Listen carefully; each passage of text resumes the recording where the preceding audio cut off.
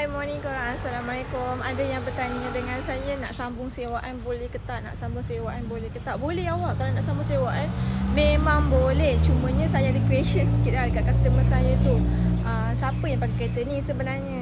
Awak ataupun ada bagi ke orang lain ke kan? Kalau bagi ke orang lain, just saya nak IC dengan lesen je. Tapi customer tu cakap, kalau IC dengan lesen saya tak boleh nak bagilah. So saya macam, lah kenapa macam tu kan?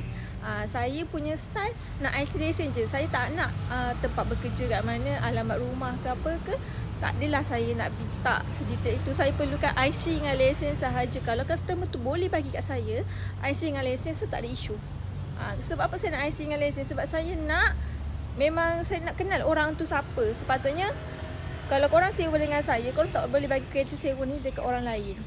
So macam ibarat korang sewa dekat third party ke apa ke, saya macam question lah kat situ. Kalau macam nak sambung sewaan kan, tapi tak nak bagi IC dengan lesen. So korang hati-hati siapa yang baru start nak sewa kereta ataupun baru start nak bagi pinjam kereta dekat orang. Okay, bye. Assalamualaikum.